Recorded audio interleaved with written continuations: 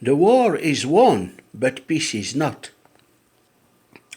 Physicists find themselves in a position not unlike that of Alfred Nobel. Alfred Nobel invented the most powerful explosive ever known up to his time, a means of destruction per excellence. In order to atone for this, in order to relieve his human conscience, he instituted his awards for the promotion of peace and for achievements of peace.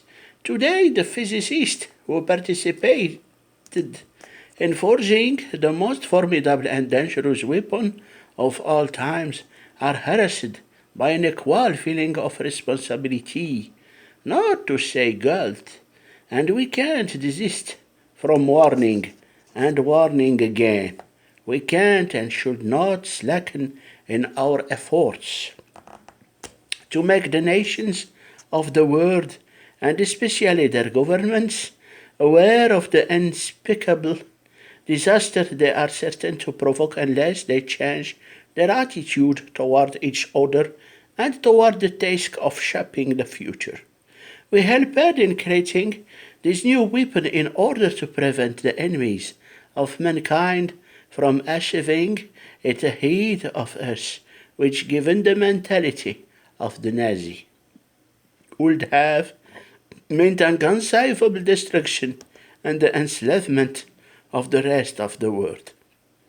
We delivered this weapon into the hands of the American and the British people as trustees of the whole of mankind, as fighters for peace and liberty. But so far we fail to see any guarantee of peace. We do not see any guarantee of the freedoms that were promised to the nations in the Atlantic Charter. The war is won, but the peace is not. The great powers united in fighting are now divided over the peace settlements. The world was promised freedom from fear, but in fact fear has increased tremendously since the termination of the war. The world was promised freedom from want, but large parts of the world are faced with starvation, while others are living in abundance.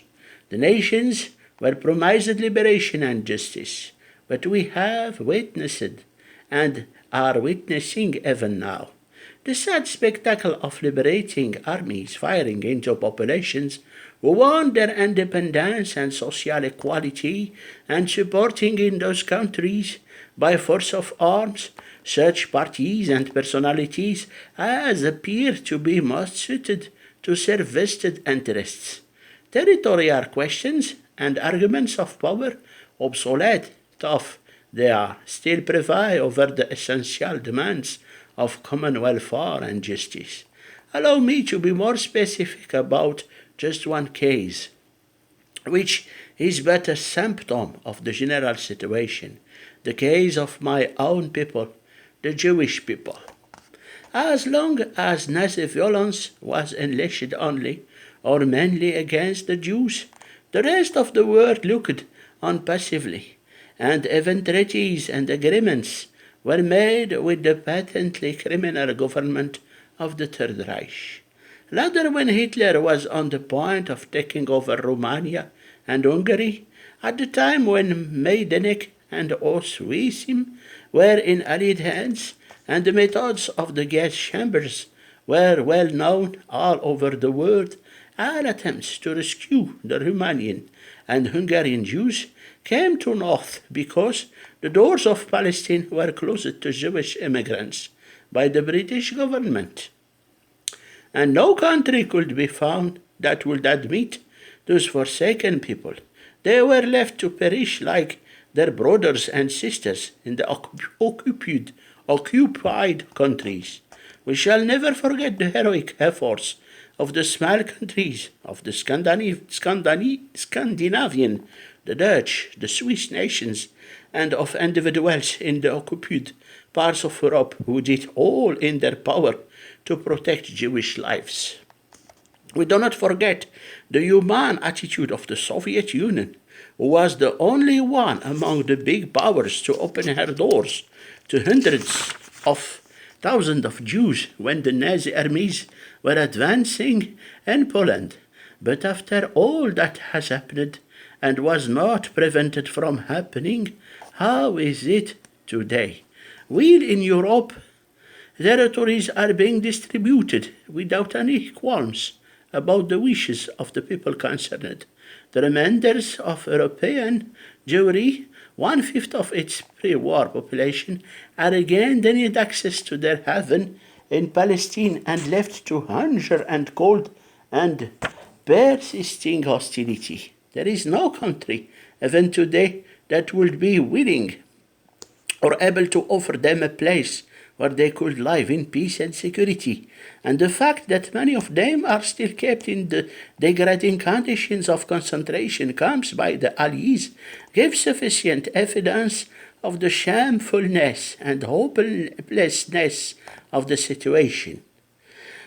These people are forbidden to enter Palestine with reference to the principle of democracy. But actually, the Western powers, in upholding the ban of the white pepper, are yielding to the threats and external pressure of 5 vast and underpopulated Arab states. It is a sheer irony when the British Foreign Minister tells the poor lot of European Jews they should remain in Europe because their genius is needed there, and on the other hand advises them not to try to get at the head of the queue, lest they might incur new hatred and persecution. Well, I am afraid they can't help it. With their 6 million dead, they have been pushed at the head of the queue of Nazi victims, much against their will. The picture of our post-war world is not bright. As far as we, the physicists, are concerned, we are no politicians, and it has never been our wish to meddle in politics. But we know a few things that the politicians do not know, and we feel the duty to speak up and to remind those responsible that there is no escape into easy comforts. There is no distance ahead for proceeding little bit by little and delaying the necessary changes into an indefinite future. There is no time left for petty bargaining. The situation calls for a courageous effort, for a radical change in our whole attitude and the entire political concept. May the spirit that prompted Alfred Nobel to create his great institution, the spirit of trust and confidence, of generosity and brotherhood among men, prevail in the minds of those upon whose decision our destiny rests. Otherwise, human civilization will be doomed. The menace of mass destruction. Everyone is aware of the difficult and menacing situation in which human society, shrunk into one community with a common fate, finds itself, but only a few act accordingly. Most people go on living their everyday life, half frightened, half indifferent. They behold the ghostly tragicomedy that is being performed on the international stage before the eyes and ears of the world. But on that stage on which the actors under the floodlights play their ordinary parts, our fate of tomorrow, life of or death of the nations is being decided. It would be different if the problem were not one of things made by man himself, such as the atomic bomb and other means of mass destruction equally menacing all peoples. It would be different, for instance, if an epidemic of bubonic plague were threatening the entire world. In such a case, conscious and expert person would be brought together and they would work out an intelligent plan to combat the plague. After having reached agreement upon the right ways and means, they would submit their plan to the governments. Those would hardly raise serious objection, but rather agree speedily on the measures to be taken. They certainly would never think of trying to handle the matter in such a way that their own nation would be spared, whereas the next one would be decimated. But could not our situation be compared to one of a menacing epidemic? People are unable to view this situation, and its true light, for their eyes are blinded by passion. General fear and anxiety create hatred and aggressiveness. The adaptation to warlike aims and activities has corrupted the mentality of man. As a result, intelligent, objective, and human thinking has hardly any effect, and is even suspected and persecuted as unpatriotic.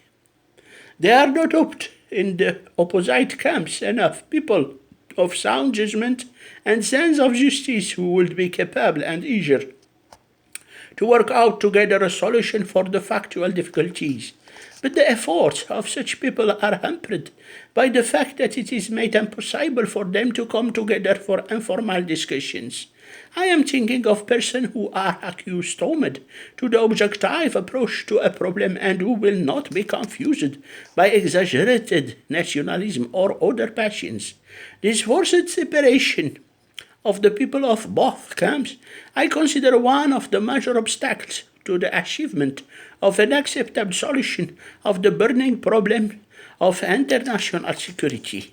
As long as contact between the two camps is limited to the official negotiations, I can see little prospect for an intelligent agreement being reached, especially since considerations of national prestige as well as the attempt to talk out of the window for the benefit of the masses are bound to make reasonable progress almost impossible. What one party suggests officially is for that reason alone suspected and even made unacceptable to the other. Also, behind all official negotiation stands tough veiled the threat of naked power. The official method can lead to success only after sped work of an informal nature has prepared the ground. The conviction that a mutually satisfactory solution can be reached must be gained first. Then the actual negotiations can get underway with the fair promise of success. We scientists believe that what we and our fellow men do or fail to do within the next few years will determine the fate of our civilization, and we consider it our task enteringly to explain this truth, to help people realize and that is at stake, and to work not for appeasement but for understanding and ultimate agreement between peoples and nations of different views. The schools and the problem of peace. By virtue of its geographic situation, the United States is in the fortunate position of being able to teach a rational pacifism in its schools without having to fear for its security, for there is not serious danger of a military attack from the outside, and as a result, no compulsion to educate youth in a military spirit. On the other hand, there is the danger of treating this problem purely from the emotional point of view. Yet little is gained by mere wishful thinking without a clear grasp of the essential difficulties of the problem. In the first place, I thought to be made clear to youth that the United States may be at any time drawn into military involvements. Even tough, a direct attack on the country need scarcely be feared. Mere reference to America's participation in the last World War is sufficient proof of this. Even Americans can hope for true security against being drawn into military involvements only from a satisfactory solution of the problem of peace in general.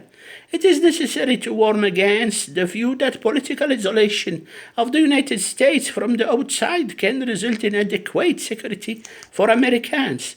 Instead, a serious interest is an international solution of the problem of peace must be awakened among young people. In particular, must youth be given a clear understanding of the grave responsibility which American politicians have assumed by failing to support Wilson grandly conceived plans after peace was concluded, thus impairing the effectiveness of the League of Nations. It must be pointed out that the mere demand for disarmament is futile, so long as there are great nations who are prepared to attain their future position in the world by means of military expansion. The reasonableness of the position represented by France, for example, namely that the security of the individual countries must be ensured by international institutions, must be set forth. To achieve such security, international treaties for common defense against those who break the peace are necessary but not sufficient. Instead, military defense resources must become internationalized by amalgamation and exchange of forces on a grand scale to such an extent that the military forces stationed in any one country can possibly be used exclusively for the purpose of pursuing the goals of that country. To prepare the nation for such effective assurance of the peace, this vital problem should be clearly and sharply brought to the attention of young people. The spirit of international solidarity should be strengthened and national chauvinism combated as a harmful force impeding progress. Schools ought to be intent on presenting history from the point of view of progress and the growth of human civilization, rather than using it as means a means for fostering and the means of the growing generation the ideals of outward power and the military successes. In my opinion, the use of H.G. Wells' word history should be highly recommended from this aspect. It is of indirect yet nevertheless considerable importance. Finally, that in the teaching of geography and history, a sympathetic understanding be fostered for the characteristics of the different peoples of the world, especially for those whom we are in the habit of describing as primitive. On military service, I stand firmly by the principle that a real solution of the problem of pacifism can be achieved only by the organization of a supranational court of arbitration, which, differing from the present League of Nations in Geneva, would have at its disposal the means of enforcing its decisions. In short, an international court of justice with a permanent military establishment or better police force. An excellent expression of this conviction of mine is contained in Lord Davis' book, Force, London, Ernst Bentley, 34, the reading of which I strongly recommend to everyone who is seriously concerned with this fundamental problem of mankind. Taking as starting point this fundamental conviction, I stand for every measure which appears to be capable of bringing mankind nearer to this goal. Up to a few years ago, the refusal to bear arms by courageous and self-sacrificing persons was such a measure. It is no longer, especially in Europe, a means to be recommended when the great powers had nearly equally democratic governments, and when no one of these powers founded its future plans on military aggression. The refusal to do military service on the part of a fairly large number of citizens might have induced the governments of these powers to look favorably on international legal arbitration. Moreover, such refusals were apt to educate public opinion to real pacifism. The public came to consider as oppression any pressure brought by the state upon its citizens to force them to fulfill their military obligations, besides considering such pressure unethical from the moral standpoint. Under these circumstances, such refusals worked for the highest good. Today, however, we are brought face to face with the fact that powerful states make independent opinions in politics impossible for their citizens and lead their own people into error through the systematic diffusion of false information. At the same time, the states become a menace to the rest of the world by creating military organizations which encompass their entire population. This false information is spread by a muzzled press, a centralized radio service, and school education ruled by an aggressive foreign policy. In states of that description, refusal to perform military service means martyrdom and death for those courageous enough to object. In those states in which citizens still cling to some of their political rights, refusal to do military service means weakening the power of resistance of the remaining 10 portions of the civilized world. Because of this, no reasonable human being would today favor the refusal to do military service. At least not in Europe, which is at present particularly beset with dangers. I do not believe that under present circumstances, passive resistance is an effective method even if carried out in the most heroic manner. Other times, other means, even if the final aim remains the same. The confirmed pacifist must therefore at present seek a plan of action different from that of former, more peaceful times. He must try to work for this aim, that those states which favor peaceful progress may come as close together as possible in order to diminish the likelihood that the warlike programs of political adventurers whose states are founded on violence and brigandage will be realized. I have in mind, in the first place, well-considered and permanent concerted action on the part of the United States and the British Empire, together with France and Russia when possible. Perhaps the present danger will facilitate this rapprochement and thus bring about a pacifistic solution of international problems. This would be helpful, said, to the present dark situation. Consistent action can contribute much toward influencing public opinion in the right direction. Military intrusion in science. The military mentality. It seems to me that the decisive point in the situation lies in the fact that the problem before us can't be viewed as an isolated one. First of all, one may pose the following question. From now on, institutions for learning and research will more and more have to be supported by grants from the state since, for various reasons, private sources will not suffice. Is it at all reasonable that the distribution of the funds raised for this purpose from the taxpayer should be entrusted to the military? To this question, every prudent person will certainly answer not. No, for it is evident that the difficult task of the most beneficent distribution should be placed in the hands of people whose training and life's work give proof that they know something about science and scholarship.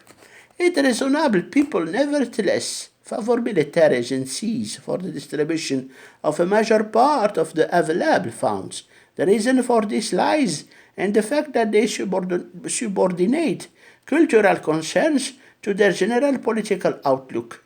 We must then focus our attention on these practical political viewpoints, their origins and their implications. In doing so, we shall soon recognize that the problem here under discussion is but one of many and can only be fully estimated and properly adjusted when placed in a broader framework. The tendencies we have mentioned are something new for America. They arose when, under the influence of the two world wars and the consequent concentration of all forces on a military goal, a predominantly military mentality developed, which with the almost sudden victory became even more accentuated. The characteristic future of this mentality is that people place the importance of what Bertrand Russell so tellingly terms naked power far above all other factors which affect the relations between peoples. The Germans, misled by Bismarck's successes, in particular, underwent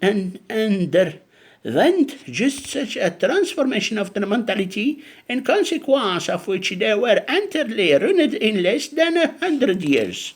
I must frankly confess that the foreign policy of the United States since the termination of hostilities has reminded me, sometimes irresistibly, of the attitude of Germany under Kaiser Wilhelm II, and I know that, independent of me, this analogy has most painfully occurred to others as well. It is characteristic of the military mentality that non-human factors, atom bombs, strategic bases, weapons of all sorts, the possession of raw materials, etc., are held essential while the human being his desires and thoughts. In short, the psychological factors are considered as unimportant and secondary. Herein lies a certain resemblance to Marxism, at least insofar as its theoretical side alone is kept in view. The individual is degraded to a mere instrument. He becomes human material. The normal ends of human aspiration vanish with such a viewpoint. Instead, the military mentality raises naked power as a goal in itself, one of the strangest illusions to which man can succumb. In our time, the military mentality is still more dangerous than formerly because the offensive weapons have become much more powerful than the defensive ones. Therefore, it leads by necessity to preventive war. The general insecurity that goes hand in hand with these results in the sacrifice of the citizens' civil rights to the supposed welfare of the state. Political witch hunting controls of all sorts, except control of teaching and research of the press and so forth, appear inevitable, and for this reason do not encounter that popular resistance which, were it not for the military mentality, would provide a protection. A reappraisal of all values gradually takes place in so far as everything that does not clearly serve the utopian ends is regarded and treated as inferior. I see no other way out of prevailing conditions that far-seeing, honest and courageous policy which the aim of establishing security on supranational foundations. Let us hope that man will be found sufficient in number and moral force to guide the nation of this path so long as a leading role is imposed on her by external circumstances. Then problems such as have been discussed here will cease to exist. International security. Geographically, the Americans are without doubt in an especially favorable position, and menace to this country through military attack need to not necessarily be given serious consideration. Nevertheless, they manifest a real interest in the building up an international court of arbitration for the purpose of settling peaceably all international disputes or disagreements, and with power to guarantee indemnities. The World War has shown the fate of the nations to be closely interwoven, and the worldwide economic crisis touches us all the same. Therefore, this is essential that the American youth direct their energies to the end that the United States shall take active part in all efforts toward making international order a reality. It is obvious that the war and the post-war period have been a source of great concern to many Americans. It also follows that the continued policy of aloofness will not only endure all mankind, but harm the United States as well. Personalities. About Mr. Isaac Newton. Reason, of course, is weak when measured against its never-ending task. weak indeed compared with the follies and passions of mankind, which we must admit almost entirely control our human destinies in great things and small. Yet the works of the understanding outlast the noisy, bustling generations and spread light and warmth across the centuries. Consoled by this truth, let us turn in these unquiet days to the memory of Newton, who 300 years ago was given to mankind. To think of him is to think of his work, for such a man can be understood only by thinking of him as a scene on which the struggle for eternal truth took place. Long before Newton there had been virile minds who conceived that it thought to be possible by purely logical deduction from simple physical hypotheses to make cogent explanation of phenomena perceptible to the sense, but Newton was the first to succeed in finding a clearly formulated basis from which he could deduce a wide field of phenomena by means of mathematical thinking, logically, quantitatively, and in harmony with experience. Indeed, he might well hope that the fundamental basis of his mechanics would come in time to furnish the key to the understanding of all phenomena.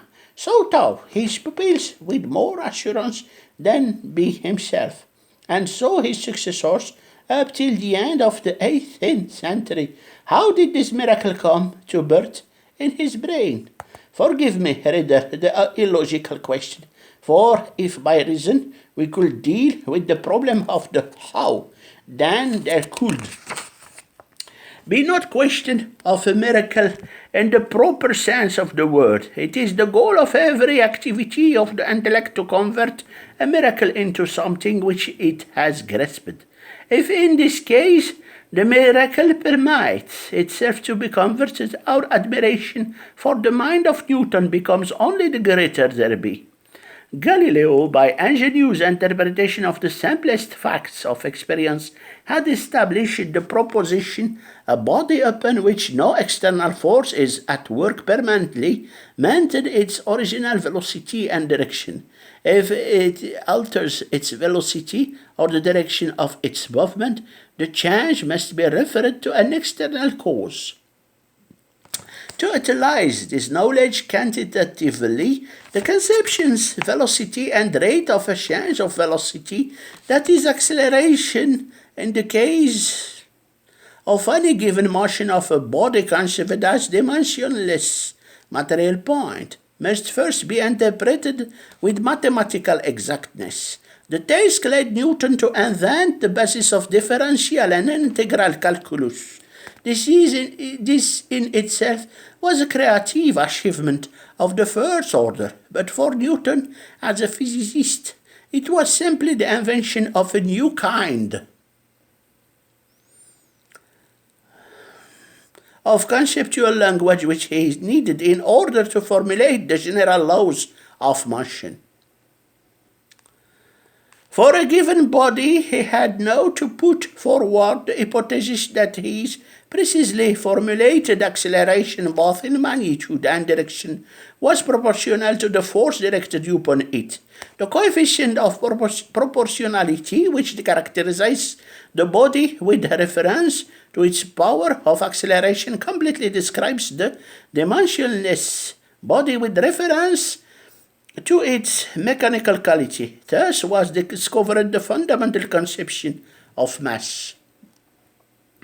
All the foregoing might be described, too, in the extremely modest manner of speaking, as an exact formulation of something the essence of which had already been recognized by Galileo.